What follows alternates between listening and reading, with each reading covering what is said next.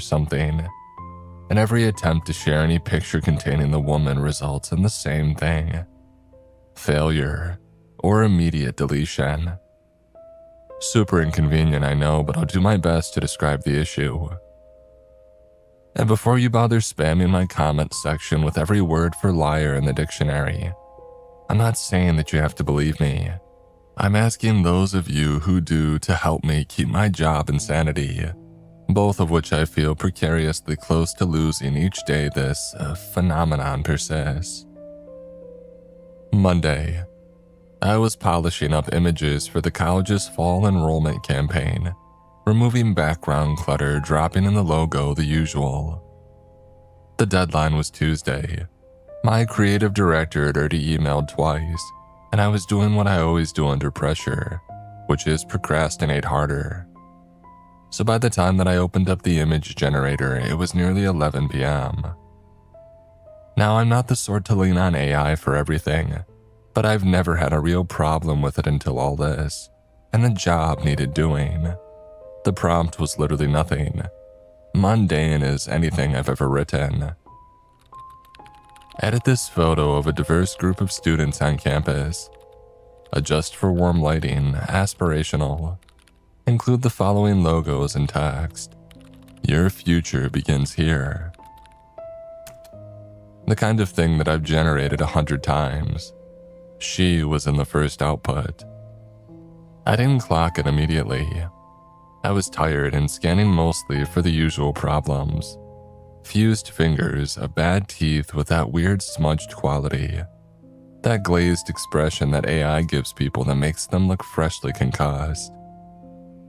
I picked the second image in the grid, cropped it, and was halfway to sending it in when something caught my eye. There was a grayish blot in the top right, tucked between two of the students. That was all it was at first. Just a little wedge of dead color where the background should have been all warm and green.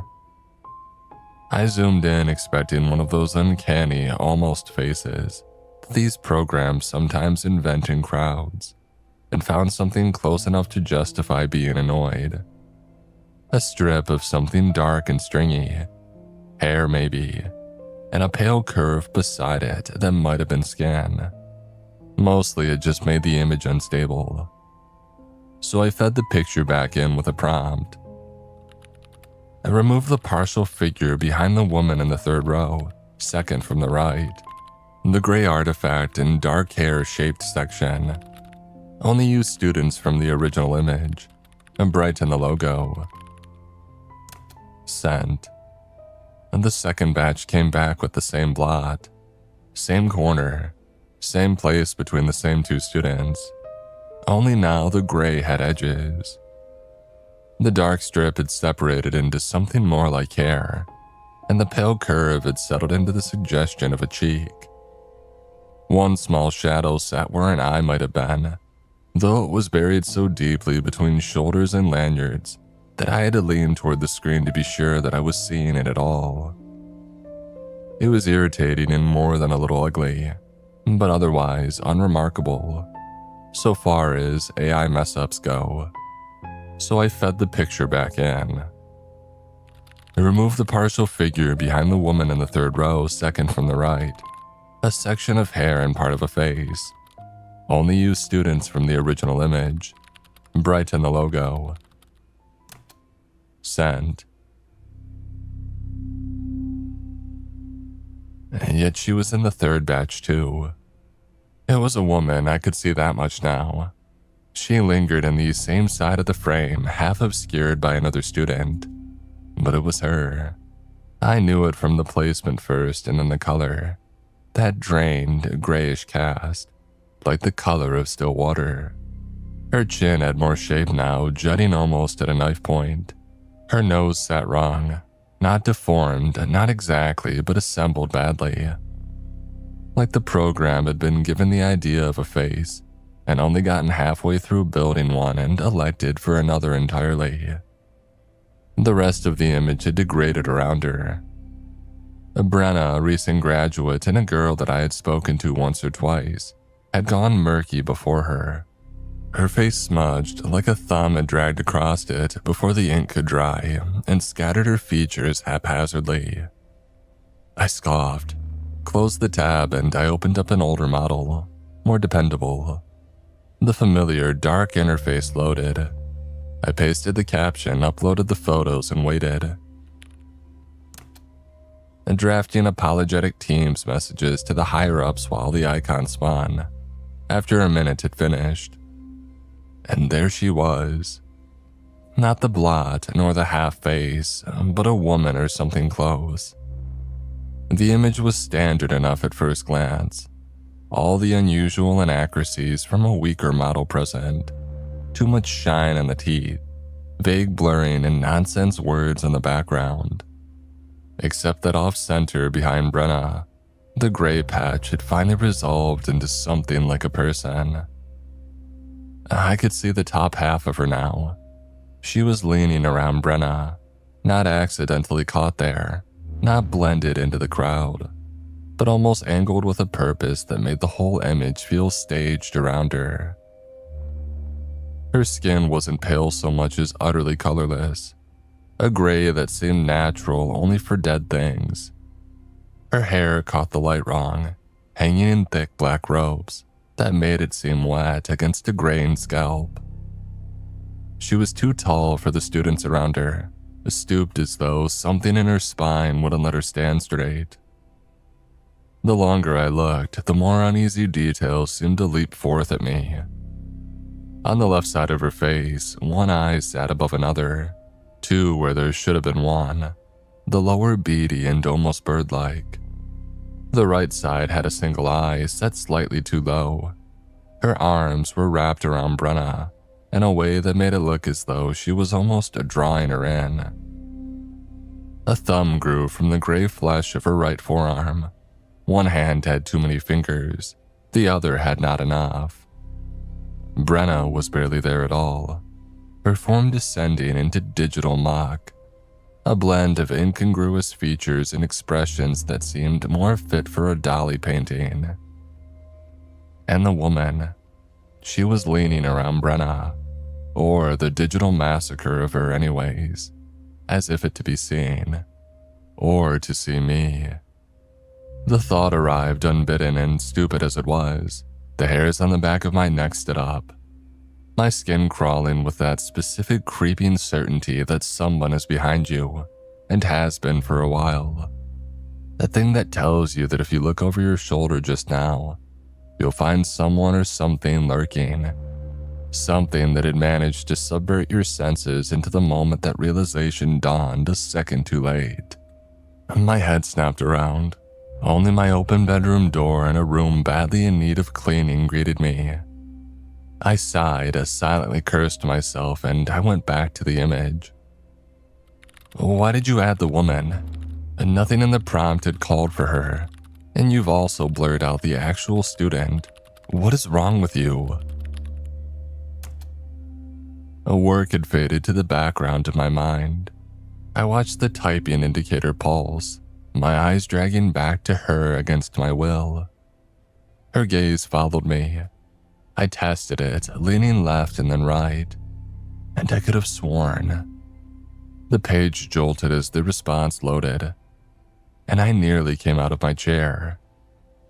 Oh, you're absolutely right, and I do apologize for the confusion. I've gone ahead and regenerated the image with the background fully cleared and all student faces sharpened for clarity. Let me know if this looks any better. It did not look better. She was even closer, and Brenna was all but gone. A few colors suspended in mist where a girl used to be. The woman standing in her place with the stillness of a corpse. Heat climbed up my neck. Fear with a fast, stupid anger. And under it, that seed I had been refusing to name since the first output, spreading now like ink in water. Are you messing with me? Do you not see the woman? And genuinely, what is this? I knew the tone was idiotic even as I sent it. I was screaming at a glorified calculator, but the unease had worn my temper to nothing, and it was starting to feel like a sick practical joke that I was too tech-illiterate to be in on. I waited. The reply came after a moment. "No problem at all. I can confirm the image contains only the students from your source photo, with no additional figures present. Occasionally, a face may render with distortion. This is an artifact of the upscaling process. I would suggest regenerating at a lower stylization value. Would you like me to do so?" No additional figures. I read it 3 times. She was right there, practically dominating the frame. It felt like close enough now that I could have described the varied texture of her scalp. And yet the thing was telling me politely that there was nothing to be seen. I should have closed the laptop, dismissed it as a one-off, freak incident, and accepted the consequences of getting it done the old-fashioned way and a bit late. But instead, I did the thing you do at midnight when something refuses to make sense, my brain feeling muddled by the time and irritation. I kept on poking it. "Describe everyone in the image to me," I typed, one by one.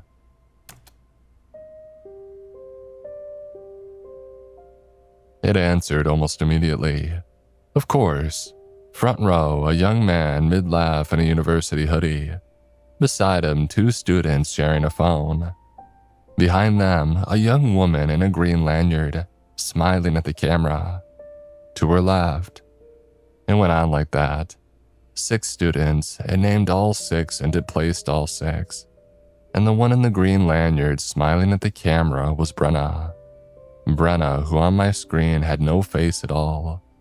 Who was a smear of frost where a girl used to be. The machine was describing a photo that didn't exist. It described an image where everybody was fine. It never mentioned the woman at all. Not once. And I realized, so far as it was concerned, she simply wasn't there to mention. I scrolled to the source image on my drive, the real one, the one that I had taken myself at last spring's open day. Sun and lanyards and a banner that nobody had bothered to iron. I'm not sure why I did it in that moment. I think somehow I desperately needed to confirm the reality of the damn thing to myself. And yet Brenna was gone in that one too now.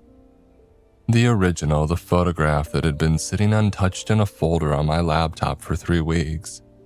It was as altered as one that had been generated, and lurking center frame as though she had always been there, and it was audacious a thought to even question her presence.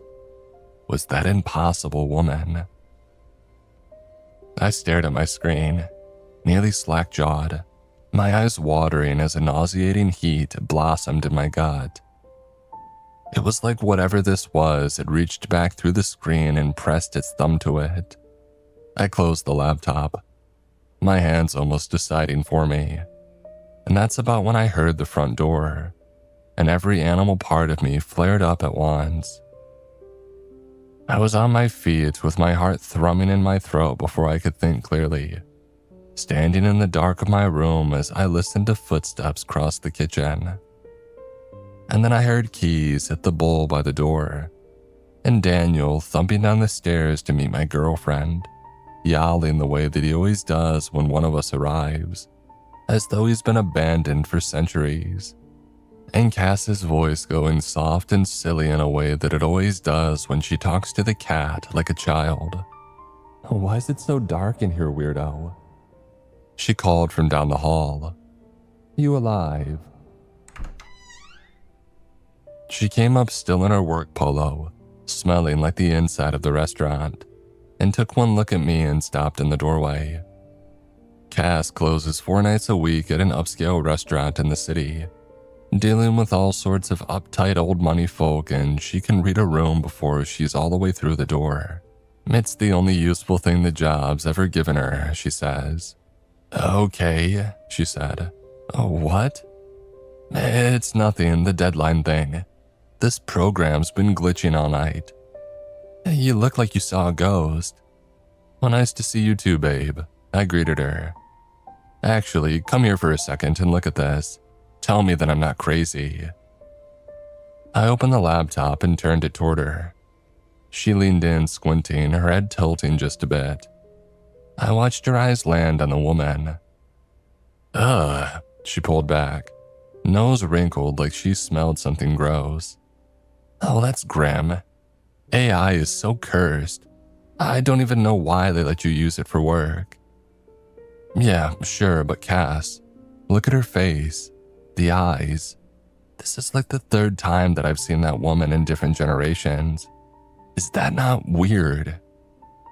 I'm looking and yeah, that's odd. But I don't know, it sounds like it's a glitch, babe. This AI stuff is stupid. They get weird on the little details and you get like melted people stuff. She was already turning toward the bathroom, peeling off her work shirt. "Just do it the old-fashioned way. Or tell your boss to use a stock photo like a normal person and stop worrying my girlfriend half to death." I sighed. She looked right at it, the stacked eyes, the wet hair, and treated it like it was nothing. I tried to let the thought comfort me, tried to treat it as confirmation that perhaps I was overthinking something that didn't deserve a second thought, and I let her steer me to bed. It was a couple of hours later that she had one of her night terrors. Cassie's had them the whole time that I've known her. 4 or maybe 5 times a year, she'll sit bolt straight with her eyes open and say something flat and uncertain into the darkness. And in the morning, she won't remember a second of it. That night, it was something about the back door being open. I put a hand on her back and told her that she was dreaming and to lie down, and she did, the way that she always does. I lay there a long time after, watching the fan throw spider-leg shaped shadows on the ceiling. The woman waiting behind my eyes every time that I closed them, lurching in through an open back door.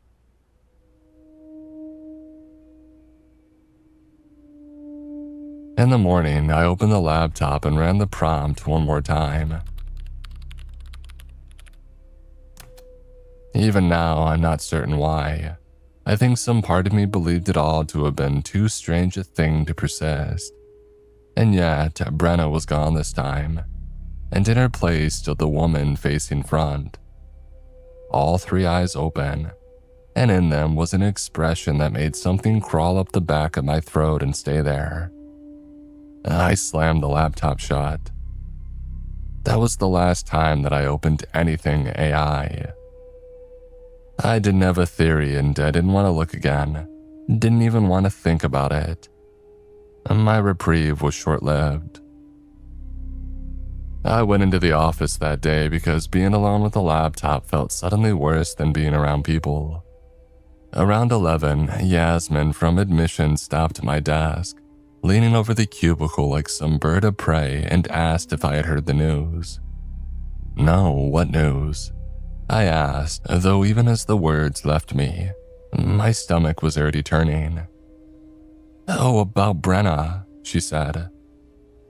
She had collapsed Monday night, Yasmin told me. At home and without a warning, she had just dropped. The school only found out after she had racked up a couple of absences and somebody called and got a hold of her boyfriend. He was reluctant to share, it seemed, but from what he had given, the hospital was running tests and finding absolutely nothing. Brenna had gone pale and complained about feeling sluggish, and then she had collapsed and just hadn't woken up. I spent the rest of the day finding what little there was. A post from her mother asking for prayers, complaining that all she had been given was a laundry list of medical words that all seemed to mean the doctors had no idea what was wrong with their baby girl. And it had happened on Monday night. Monday night, while I sat at my kitchen table watching an artifact of a human drag her face into wet ink. I didn't say any of that to Yasmin, of course. There's no version of it that doesn't end with me being measured for a straitjacket. I made the expected sounds you make when somebody shares such news, muttering something about prayers, and she moved on to deliver the black gossip to the next coworker she spotted. I sat very still, worked the farthest thing from my mind as a connection I didn't want to see fought to be formed in my head. Fingers working absently at the keys as I typed and deleted without purpose. I tried to let myself forget and I failed. Cass watched over me at dinner that night, asking what was wrong. Work was all that I offered, and she frowned into her food but relented. That night, I didn't fall asleep until late, and I awoke what felt like mere minutes later, though I knew it had been longer, drenched in sweat, heart throbbing and feeling weak with a fear that I couldn't place, as my eyes darted about the blackness of our room. I sat up, searching the darkness before my eyes settled on Cass, chest aching from the pounding within, as I placed a hand on her arm to comfort myself. I remained like that for several minutes, just watching the darkness and racking my brain for whatever horrors had assailed me out of my restless sleep, until it was clear the panic wasn't subsiding naturally, and I made for the bathroom to wash my face. I flicked on the bathroom lights, shutting the door to avoid waking up Cass, and I almost didn't recognize myself in the mirror. The bags around my eyes had gone dark, and they looked watery and red. I sighed, running the tap as cold as it went, and bent over the sink. The hiss of it filled the small room, bouncing off the tile of the bowl, filled my ears, and drowned out the house and whatever nightmares still danced at the edge of consciousness and just beyond recollection and the week itself. Until here was nothing left but the rush of water in the dark behind my own eyelids. I cupped my hands and brought it to my face, and the cold was a small, clean shock, the only honest thing that I had felt in days. I did it again and again. Each time the water closed over the sound of everything else, and I let it, grateful to be somewhere a thought couldn't reach me. I stayed there for several seconds, eyes shut against my palms, disappearing into the moment, the feeling of the water, the sound of it crackling against the bowl. I heaved in a breath and felt as though I had exhaled all the world's sufferings. There was a familiar squeak, the sound of the faucet turning. And then silence. I felt something lurch where an instant before there had been a fragile solitude. My eyes opened and I choked on a scream as I saw what was coming just behind me in the mirror. She was crouched, nearly draped about me like a mother around her child. Arms like tree branches shot out as hands that stretched like something from a funhouse mirror, with innumerable fingers that almost blended together, twisted and bending in impossible, excruciating fashions, sought to clasp shut about my skull. I saw her then, almost all of her, behind me in the mirror. Her mouth was twisted in a smile that looked painted across a misshapen skull. Her body almost picturesque in a twisted sort of way, like somebody had taken the idea of a model and stretched it into a horrid, drab parody of the concept. I spun, swinging my hand blindly as I shrank away from her clutches, waiting to feel her iron grasp close around my skull. I pressed my eyes shut against all logic, my mind refusing to confront what I knew was before me as I scrambled back, losing my footing on the corner of the bath mat and hitting the ground with a thud. I lurched back as I felt a hand wrap around my shoulder. "Hey, babe." Cass's voice was strung thin with panic. I opened my eyes, hardly knowing when I had even shut them, glancing up to see my girlfriend kneeling before me. She wore an expression of worry that made my gut turn, my eyes darting about the bathroom, then the room behind her, finding nothing. I was on the ground, knees curled up to my chest. I wasn't certain how I had gotten there or for how long, and my throat felt raw. I had been screaming, I realized. "What is going on with you?" she asked, and the desperation in her voice broke something in me as I fell, sobbing into her shoulder. I didn't tell her everything, of course, just that someone from work had passed and that it was really weighing on me. It was true, but not true enough. And as we went to bed, her arms wrapped around me. I felt an emptiness that made the room feel cold, and my eyes never once left the bathroom. I went back to work the next day. I refused to be home alone after whatever had happened to me that night, and though I was coming to accept it as some waking nightmare brought on by a lack of sleep and an abundance of stress, somehow it still wasn't enough to make me feel safe alone. All anybody could talk about at work was Brenna. I tried to ignore it. I told myself that it was a coincidence. I'm good at telling myself things, I've come to realize. It held until Thursday night. I got home before Cass did. The house was dark and quiet and the laptop stayed shut, and for the first time in 2 days I felt almost okay, save for the moments at work when conversation turned to Brenna, or I pressed my searches into her condition, which all proved unpromising. Cass came in around 11, exhausted, and went straight to bed. And a while later I followed and laid down next to her and watched her sleep.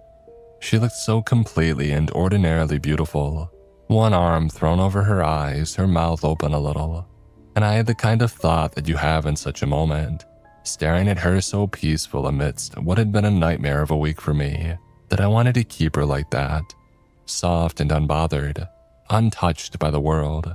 I decided that I would take a picture to save the moment, one that I would send to her in the morning, so she would see what it is that I see and love in her.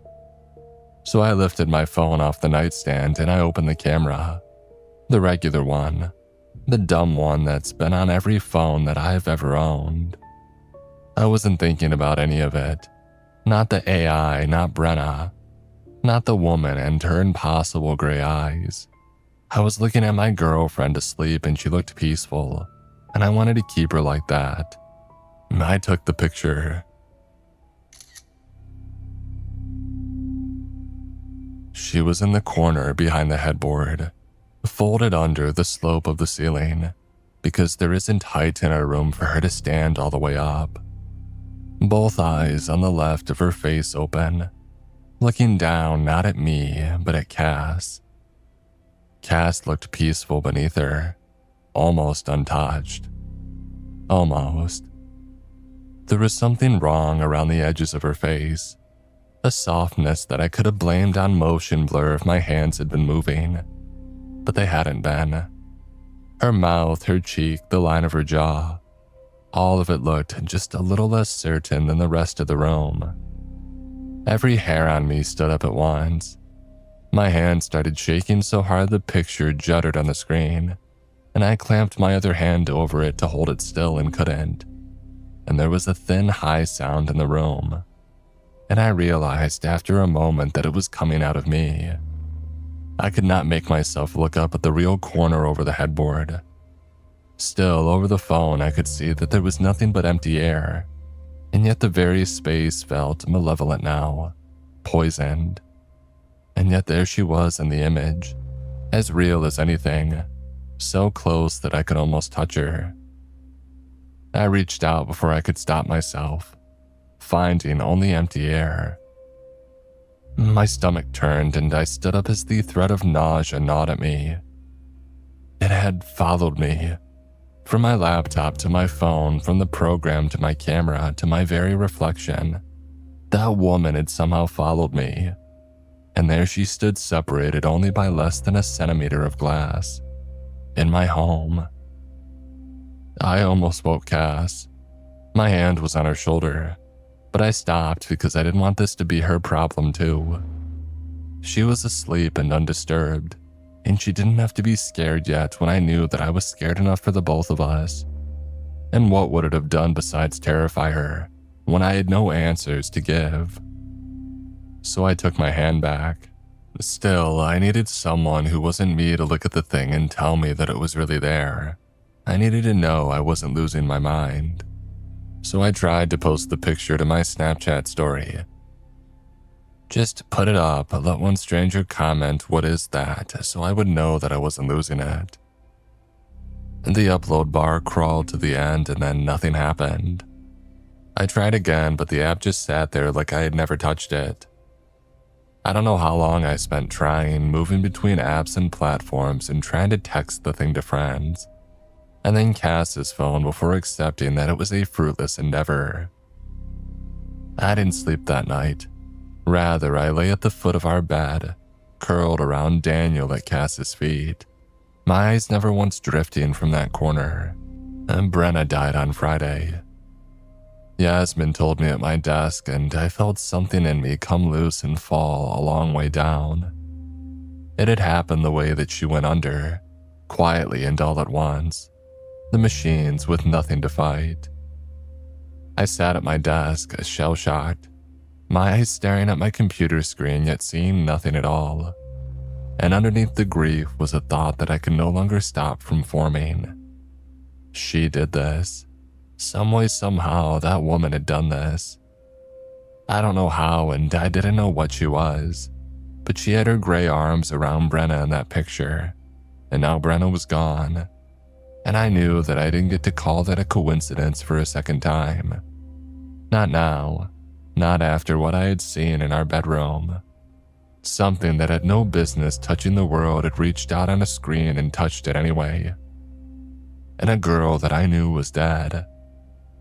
And last night I stood over my sleeping girlfriend and put her in a picture with the very same thing. And that was when the fear had shifted into something sharp and grinding inside of me.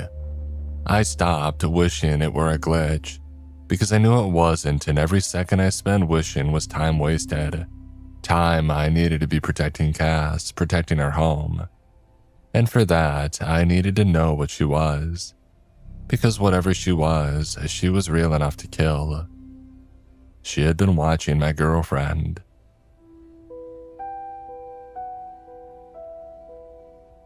I made myself open the last photo that I had taken. The woman folded into our corner, and I saw that she had changed. It took me a second to find it, and when I did, the cold went all the way through me. The low eye on the right side of her face wasn't the impossible gray anymore.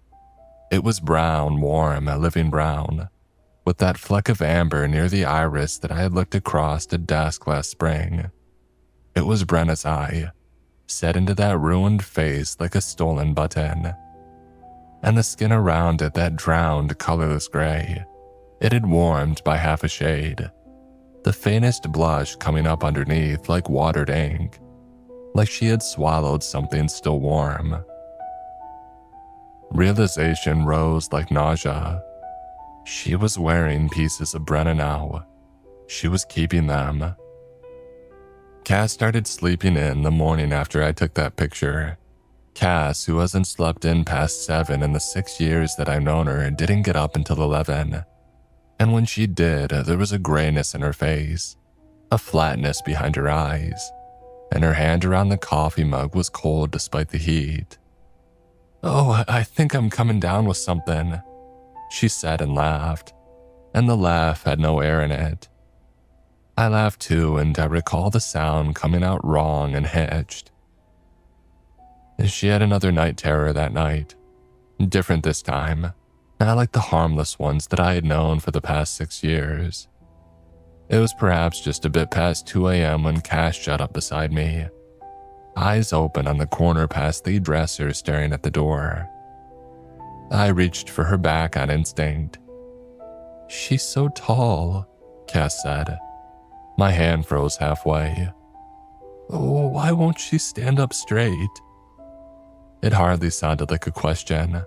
That flat, sleeping voice aimed at the doorway. "There's no room for her in here. She has to fold herself in half." "Cass," my voice shook, though I tried to sound certain. Somehow my blood felt both hot and cold, and the room seemed to spin. "Hey, you're dreaming. It's not real. Lie down." She looked at me. For the first time in all the years that I had seen her like this, she looked at me. And the expression she wore made my stomach twist. Her mouth hung slack as though she were staring at something from a nightmare. twitching as though she meant to speak but couldn't recall how, eyes wide and watery.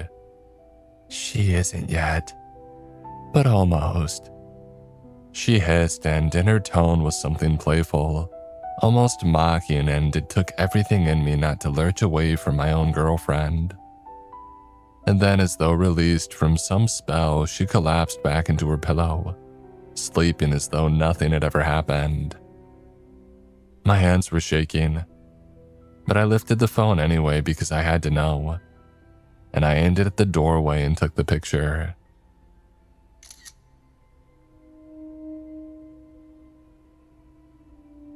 She was at her bedroom door, emerging from the blackness beyond the threshold, folded under the frame to fit, that one brown eye and the gray ones all turned down at the bed. She was looking at Cass. I didn't sleep a wink that night. In the morning, Cass remembered nothing, and she was grayer, and she slept until noon, and accepted the lame excuse that I offered for why all the lights were on that morning with only a grunt. I spent much of the day hunched over my laptop under the guise of work, while Teams messages piled up unanswered as I searched for something, anything, that might shed some light onto what was happening to us. I began practically stalking the social media pages of Brenna and any relative of hers that I could find for anything, and finding nothing but well wishes and memorial posts. Each made the chasm in my chest grow wider. I typed a message to her boyfriend once and then twice, but never sent it, unsure of how I could even begin to ask him the questions that I had, and relented to simply watching over Cass like some guard dog. I keep taking the pictures. I realize now that's the only way that I can track her, the only way to know when she's close. I can't see the woman any other way. Not with my own eyes, and not like Cass when she's in that state. I've stood in that room and stared at the corner, and there is nothing there but air. And yet I know, somehow, somewhere she's lingering, in a place between the one in the pictures and where we exist. She lives. The only way to know where she is, how close she's come, is to look through the glass. And so I look. It's almost 3 a.m. as I write this. Cass is asleep upstairs. I'm down here because I can't make myself go to that room. I've tried to attach these pictures to this post 11 times. They won't go, not here, not to X, and not to any subreddits. Not anywhere. I've been reading. I've been spending wasted, useless hours on it. Reading crackpot theories about whether anything can actually wake up inside these systems. Emergent consciousness, the threads call it. Something coming alive in all that math that nobody put there or asked for. I don't know if that's what she is.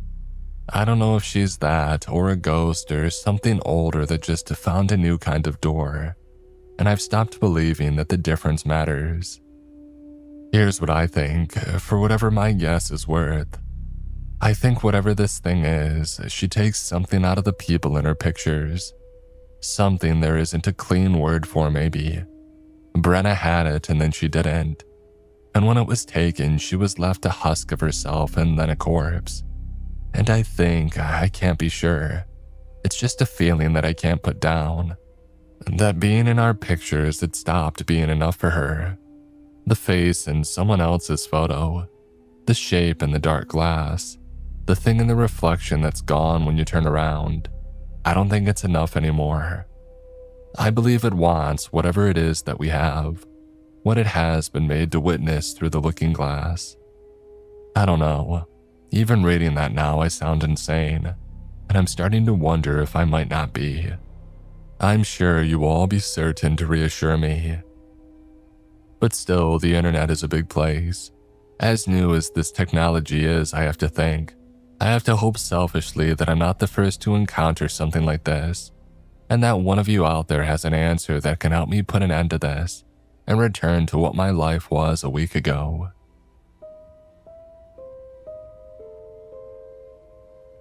Anyways, I just heard Cass get up. As I write this, she's at the top of the stairs, flat shoulders, open eyes, but not really awake. After 6 long years, I've seen her like this before. Every other time, she stared at a corner, a wall, nothing at all. Well, she isn't staring at the corner tonight. She's staring at me, and she has her phone up, both hands, held the way you hold it to take somebody's picture. The little lens pointed straight down the stairs at me, the screen lit with that soft glow, and behind that, she smiles. 6 days I've spent terrified of what's in the pictures. It never once occurred to me to be afraid of being the one in the frame. Cass is smiling. She's smiling down at me the way she has never in 6 years smiled at anything. She just tapped the screen.